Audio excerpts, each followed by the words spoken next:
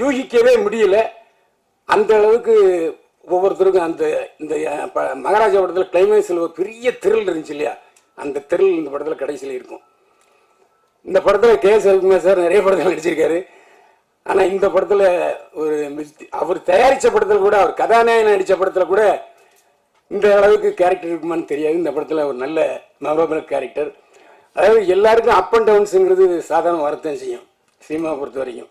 அதனால தான் நானே இறைவன் கொடுத்த யூடியூப்பை நான் தேர்ந்தெடுத்துக்கிட்டேன்.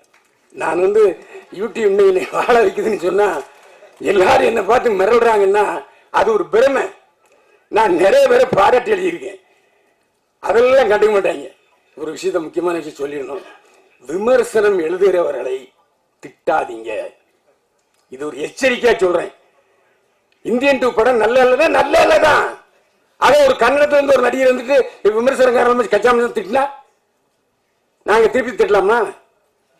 தொடர்ந்து 3 தோல்வி படம் கொடுத்தாரு நடிகர், அந்த வில்ல நடிகர். நல்லா இருக்கிற படத்தை நாங்க நல்லா இருக்குன்னு தான் சொல்லுவோம், நல்லா இல்லாத படத்தை எப்படிங்க சொல்ல முடியும்? அதனால விமர்சனம் எழுதுறவங்களை தயவு செஞ்சு அதுல 1-2 இருக்கலாம் விதிவிலக்கு. ஆனா நான்லாம் அப்படி இல்லை. நல்ல படத்துக்கு நல்ல படம் தான் விமர்சனம் கொடுக்குறோம். நல்லா இல்லாத படத்துக்கு எப்படி நல்லா இருக்குன்னு சொல்ல முடியும்? ஏன்னா மக்களோடு நாங்கள் இருக்கிறோம். இப்போ இங்கே பேசுற எல்லாரும் சொன்னாங்க, நீங்கள் தான் இந்த படத்தை எல்லாரும் கொண்டு சேர்க்கணும், நீங்கள் தான் எல்லாரும் இந்த படத்தை கொண்டு சேர்க்கணும். ஜெகன் மட்டும்தான் அதில் வித்தியாசப்பட்டார். அதனால தான் அவர் ஏன் எதுக்கு இன்னும் அடுத்த கட்டத்துக்கு ஒரு நகரம் தெரியுது. உண்மையிலே சொல்கிறேன், மேடை நாகரிகம்னு ஒன்று இருக்கு. என்ன மட்டும் நீங்கள் விமர்சிக்கல, எல்லா யூடியூபரையும் விமர்சிச்சிருக்கேன். தயவு செஞ்சு அப்படி செய்யாதீங்க. ஏன்னா இன்றைக்கு டிவியை விட அதிகமாக யூடியூபர் விமர்சனம் தாங்க அப்படி சேருது. போன் வச்சிருக்கவன் எல்லாம் யூடியூபர் விமர்சனம் ஆயிட்டான். ஸோ விமர்சனம் தவிர்க்க முடியாது. ஏன்னா காசு கொடுத்து பார்க்கறான். நல்லா இருந்தா நல்லா இருக்குன்னு சொல்ல போறான், நல்லா இல்ல நல்லா சொல்ல போறான். அதுல ஒரு 20 கலைகள் இருக்கு, நான் இல்லைன்னு சொல்லல. எல்லா படத்தையும் கமெண்ட் செக்ஷனை ஏன் வேண்டாங்கிறீங்க? கமெண்ட் என்பது பட்டை தீட்டின வைர மாதிரி. உங்களுடைய நல்லா இருக்கிறத அவன் கமெண்ட்டை ஏன் நீங்க டெலிட் பண்ணி சொல்றீங்க ஜெகன்? அது சரியில்லை. ஏன்னா அப்பதான் நம்ம யாருன்னு தெரியும், நாம என்ன பேசியிருக்கோங்கிறத அவன் கமெண்ட்ல சொல்லுவான். நான் சில சொல்லுவாங்க சார் கமெண்ட் எடுத்துலான்ட்டு.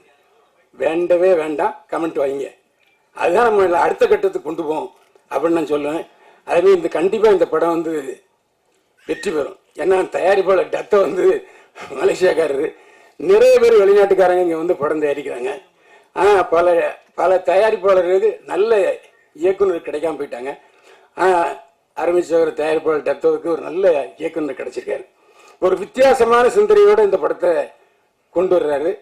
நீண்ட நாளா எடுத்துட்டு இருக்காரு, ஆனா எடுக்கிற சின்சியரா எடுத்தார். அதுல எந்த சந்தேகமே இல்லை. வாசுகோட காமா பெரிய கண்டுபிடிப்பாளர். நிச்சயமா இந்த தலைப்புக்கு ஏற்ற மாதிரி படமும் வெற்றியடைய என்னுடைய வாழ்த்துக்களை தெரிவிக்கிறேன். அது மட்டும் இல்ல, நகுல் மீண்டும் ஒரு ரவுண்ட் வரணும்னு வாழ்த்து தெரிவிக்கிறேன். நன்றி, வணக்கம்.